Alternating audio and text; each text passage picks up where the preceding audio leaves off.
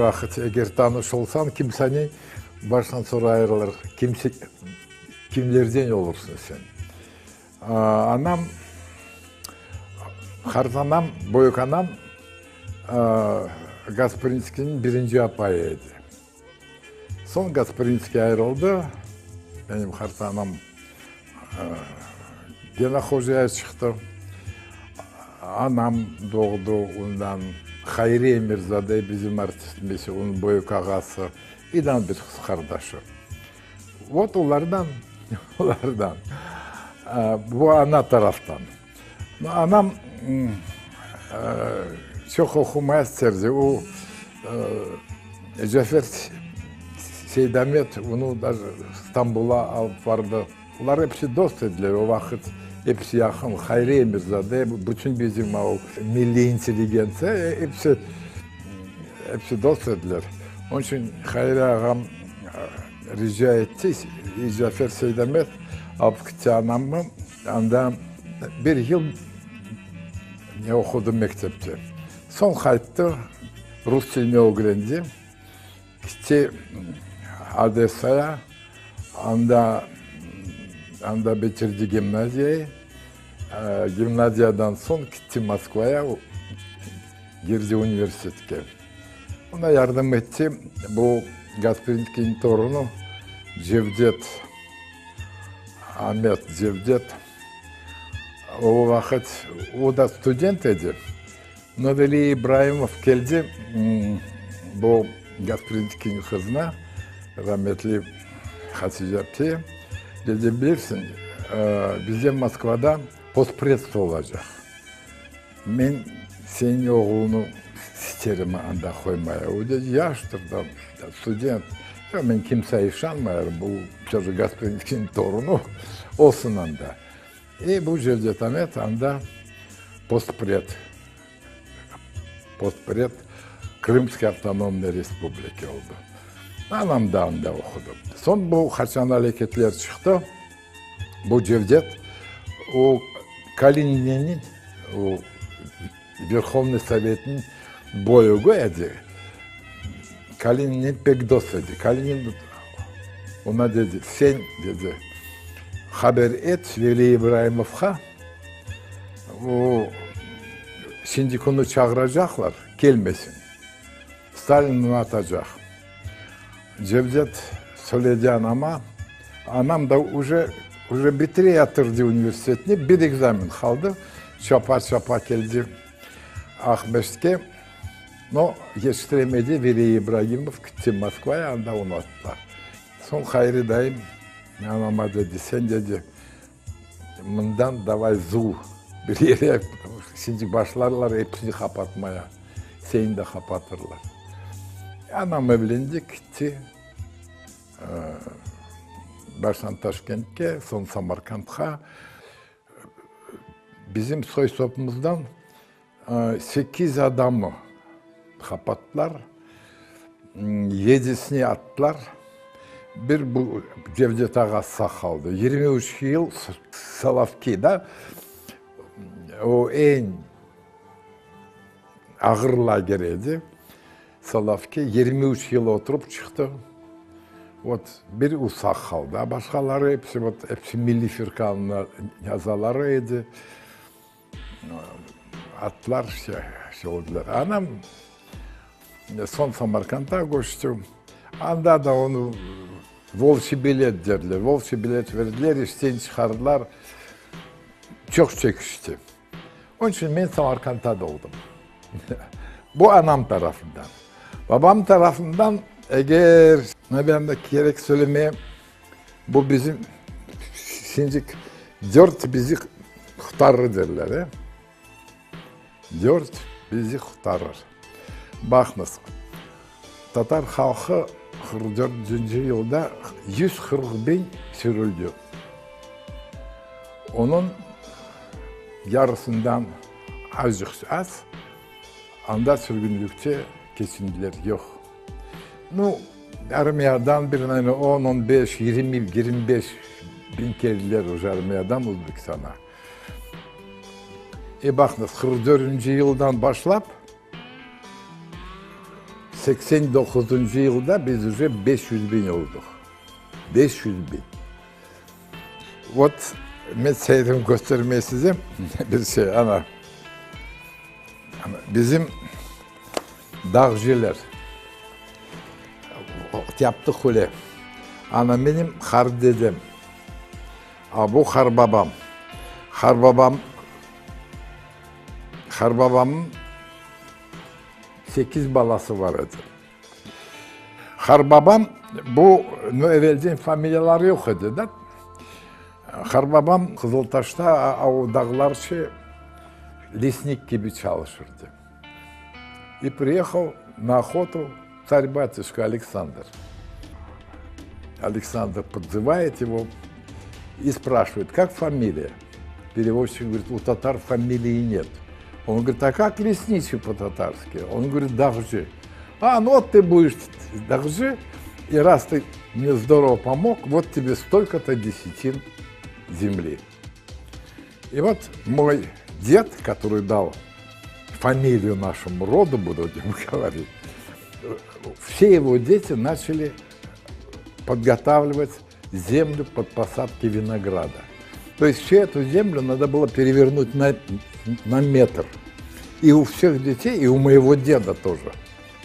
Руки были от крови от этого вот не сжимались.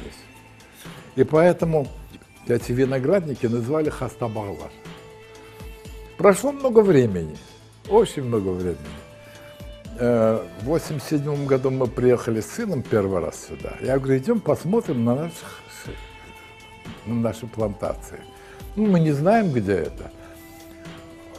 Пришли к директору совхоза, я ему рассказал эту историю. Он говорит, давай, хастабалар, мы сейчас их так называем, хастабалар. Показал нам. А сын у меня агроном, он говорит, слушайте, обрезка никакая виноградников. Я агроном, примите меня обрезчиком. Тот говорит, голубчик, я бы с удовольствием.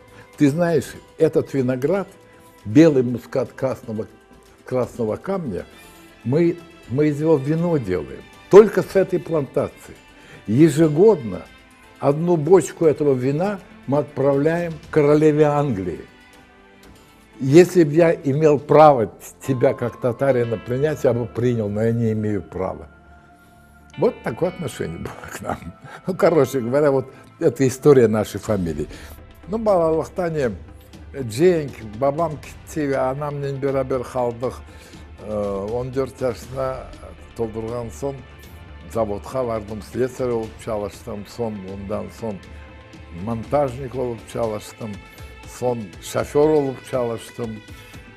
Samarkand'da Hişra Gez o vakit, o platinayı yapardık. Ağır idi.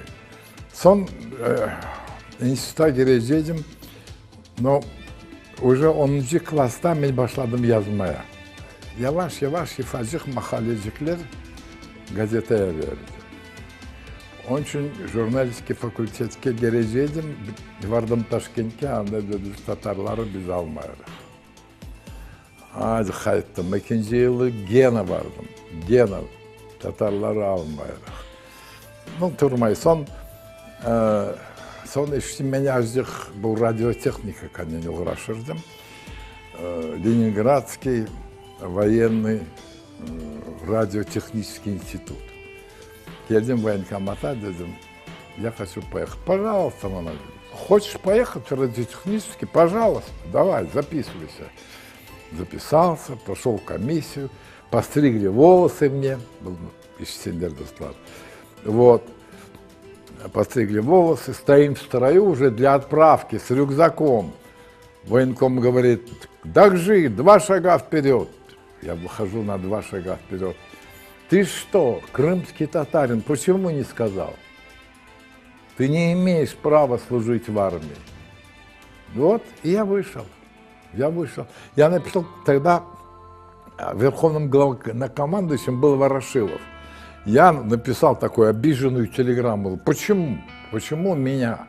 Я не был в ссылке. Почему все, что касается депортированных, касается меня, значит, потому что я просто крымский татарин. И от Ворошилова пришла телеграмма, которую я до сих пор помню. Ваше положение было разъяснено при прохождении комиссии. Да? Только я один мог понять эту телеграмму. В течение очень долгого времени, до указа, наверное, 1957 года, это давление все время чувствовало. Редактор хотел принять меня на работу, в обкоме опять мне напомнили, что я крымский татарин. Я уехал, стал учителем, где-то обиделся, уехал в самый дальний колхоз узбекский, преподавал там русский, немецкий, физкультуру, все. Где-то деменности, ужас был. Там в этой школе впервые учителя узнали от меня, что бить детей нельзя, оказывается. Вот такая школа была. И вдруг указ, редактор звонит мне и говорит: все, татар можно принимать, приезжай. И вот так я стал журналистом. Поработал в «Русской газете». Потом меня пригласили в нашу «Лень-Барага». Я там очень недолго, где-то месяц я пробовал. И потом организовали радиопередачи на крымско-татарском языке. Это уже постарались у нас наши писатели, Шамиль Алядин, Эсеф Ага. Все они побегали. И Рашидов, конечно, для сохранения нашего он очень много сделал. Делали эти передачи, начали записывать. Сначала концерты были. И это очень трогательно было. Знаешь, когда первый концерт татарский был, студия, там диктор, а здесь аппаратная. Все дикторы узбеки пришли в аппаратную. И когда она сказала по-татарски, что начинается татарская передача, потому что тогда Крым вообще не разрешали, татарская передача, и зазвучала первая музыка, ты знаешь, она плакала, я плакал, и эти дикторши плакали, все. Настолько трогательно было. И люди, которые слышали, а мы дали объявление, что будет такой концерт, все в Узбекистане, весь народ плакал, потому что они впервые услышали музыку. Меня часто спрашивают: ты не жил, что ты такой активный? Меня мать воспитывала, я ей очень благодарен. Мы с матерью, здесь, наверное, о матерях немножко надо сказать. Дело в том, что она меня воспитывала как мужчина. У меня с ней были очень дружеские отношения. Времена были такие бандитские, ужасно. 48-й, 49-й, 50-е годы. Ужасные бандитские времена. В этой ситуации она мне всегда говорила: если сейчас людям говорят, сейчас у нас матриархат, сейчас у нас не мужчины воспитывают детей, а женщины. Варманда, Тимевуну. И мы воспитываем не мужчин. Не мужчин. А она меня воспитывала. Я шел, она говорит: ты не забыл кастет свой? Это мать. Да. И я был хулиганом, да, у меня здесь шрам от ножевого ранения. В спине. Здесь у меня раны, везде раны. Я, когда работал в ЦК, потом уже позже, я пришел, смотрю, все министры, все заводилы ЦК в наколках. Это сейчас наколки в моде. Прихожу к Серверу Амерову. Я говорю: Сервер, и сенде наколка var mı? Evet var. Слушай, bütün министры, даже секретарь по пропаганде, женщина, у нее тоже здесь наколка. А haydi, bir bala хулиган olmasa ondan adam olmaz. Bende de var. Son düşündüm, bende de bir наколка var. Тоже. Уля, я шел хулиедем. Так меня воспитывала мать. Ты знаешь, даже женщины наши, это удивительные женщины, татарские женщины, в них столько мужества, не только милые, не только, знаешь, я считаю, что вообще некрасивых женщин нет. Любая женщина, в ней можно найти такую изюминку, что, душа радует. И от того, как воспитывают сейчас детей, как раньше нас воспитывали, здесь, если взять вот по годам, национальные движения, женщины были впереди, женщины поднимали мужчин, женщины давали дух, женщины были нашими тылами, ночами печатали, прятались. Все знали, что за ними слежка КГБ, что они завтра могут их посадить. Никто ничего не боялся, ни женщины, ни мужчины. Но женщины давали дух мужчинам. Вернулись. И вот посмотришь, все было. Они когда, вот у меня вот до сих пор впечатление это. Деньги, которые в сберкассах сгорели, дома недостроены, гражданства нет, работы нет, жрать нечего. Поэтому я очень матери благодарен. И даже дальше скажу. Воспитывала она меня, конечно, в национальном духе. У нас было 4 пластинки татарские, которые все время слушали ее рассказы, ее воспоминания. Вот это вот все впитывала, и, наверное, стал поэтом таким вот. А потом уже, когда приехали татары, уже потихонечку после этого начал язык понимать и изучать. В семье мало говорили по-татарски. Матери некогда было, она утром уходила, вечером приходила. Когда сняли Хрущева, она меня подозвала и говорит: балам, лежала больная. Хрущева учхардылар. Синдик Брежнев келди. Знаешь, новая метла по-новому метет. Var balam, bize şimdi öyle gрамотный, yaxşı laf eten adamlar az kaldı. Var, belki halkı kaytarırlar. Korkma, kapatsalar şimdi 3-4 yıldan çok vermezler. Это. Bir balası var da, korkma dedi. Var, belki halkı kaytarırsın. Şaştım. Ben dedim, ya eğer anam, ya eğer benden ağam olsaydı onu da öberdim dedi. Eknize kolayca olurdu. Я побежал, от Шерефага, Шефшемезады, мы были соседями, очень большими друзьями. Я прибежал к нему, я говорю, вот так и так. Теперь, раз мать сказала, я должен поехать. Башла моя. А мы дружили, он знал хорошо мать. Ахай шепте. Маму Айши звали. И собрал тогда вот всех, Мустафа Селимов, Джапар Акимов, всех собрал, и меня отправили в Москву. Вот мать, да, единственного сына, какой патриотизм, единственного сына. Она мне никогда не говорила Варма, Брахма, Тиме, понимаешь?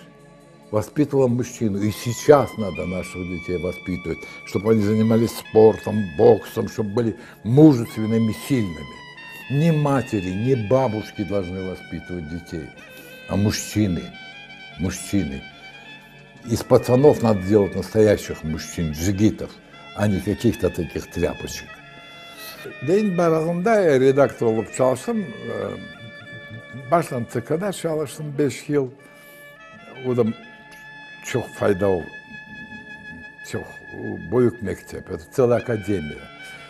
Мне повезло работать с Рашидовым. Что бы ни говорили о Рашидове, мы должны быть ему очень благодарны.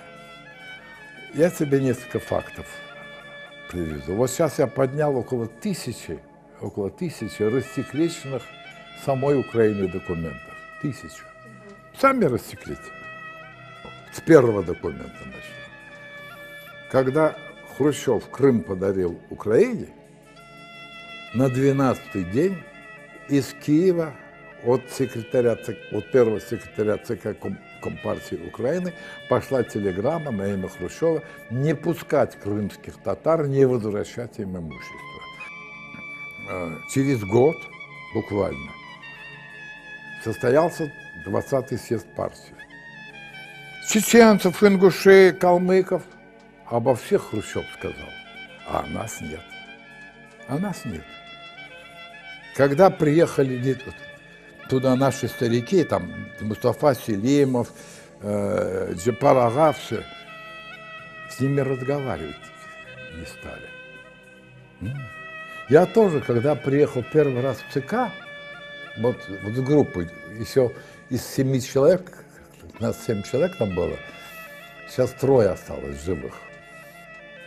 Мы пришли в ЦК, нам говорят, а такого народа нет.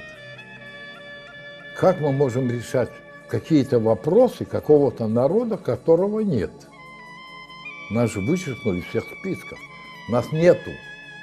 И это было сделано по повелению Хрущева Никиты. Нету. Вот опять я стал редактором газеты. Это очень интересно было. После Абселям Ага пришел. Очень трудно было. Словаря нет.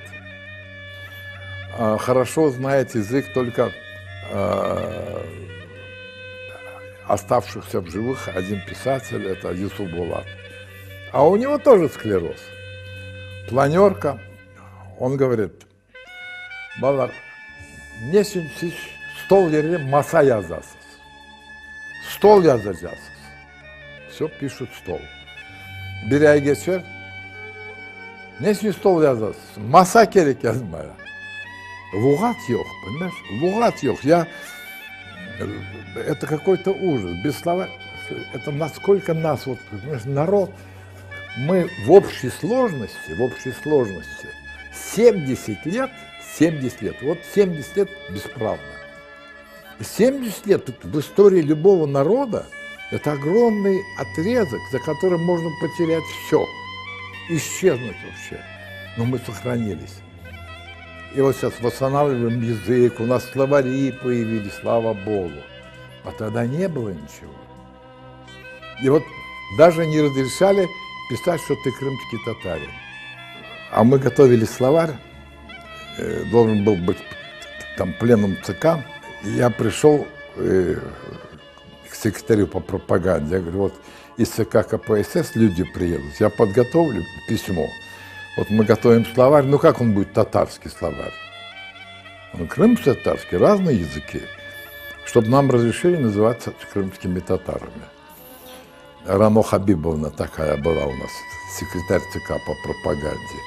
Она говорит, знаете, если вас обвинят в национализме, я вас защищать не буду. Напишите письмо, я передам. Приехал Лигачев.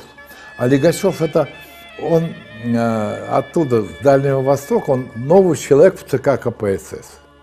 Пленум идет, она ему передала письмо, смотрю, читает, перерыв. Он мне говорит, поднимитесь. Я поднимаюсь на сцену. Он говорит, что, вас не называют, запрещают называть крымскими татарами? Я говорю, да. Как это так? Называйтесь. Вот такой, по-простецки.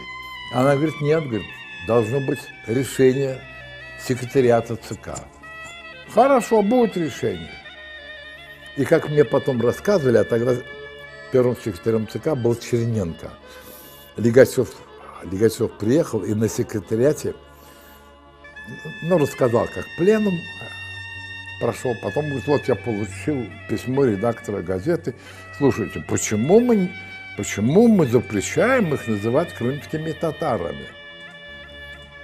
Члены секретариата молчат. Он говорит, это же безобразие, товарищи, надо им разрешить. Все молчат.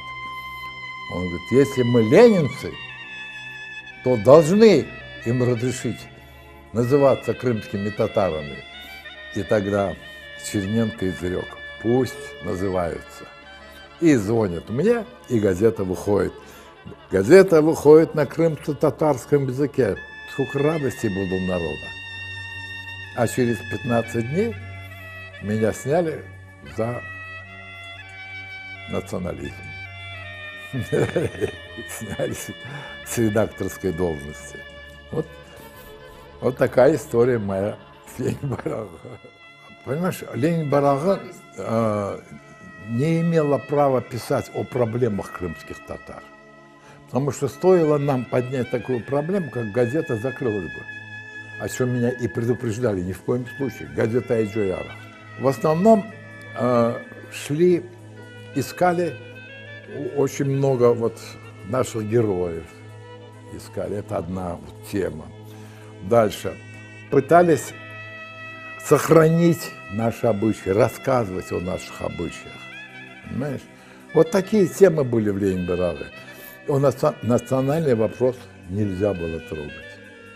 Это нон-грата, иначе бы газету закрыли.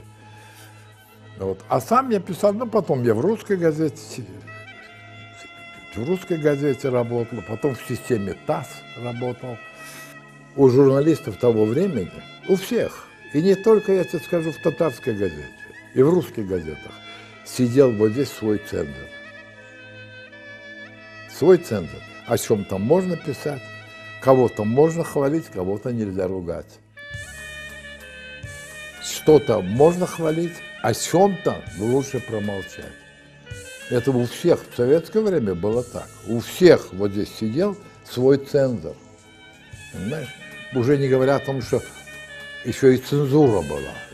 Пишу, вот всю жизнь пишу, я не знаю. Я писал во время национального движения, я писал первое обращение, 125 тысяч человек подписалось, за что меня посадили в Лефортовскую тюрьму по санкции генерального прокурора СССР Руденко. Вот книжки написал «Геноцид и этноцид крымстатарского народа». Вот здесь вот двухтомник «Одна судьба на все поколения». Это начиная с Гаспринского, с нашего рода. Гаспринский, его дети, внуки. Ну и здесь вот моя типа биография, что ли, и национальное движение. И сейчас пишу. Пишу, ну, не реже одного раза в неделю. На этом фоне, конечно, какие-то подвижки в нашем вопросе есть. Какие-то подвижки, слава Богу.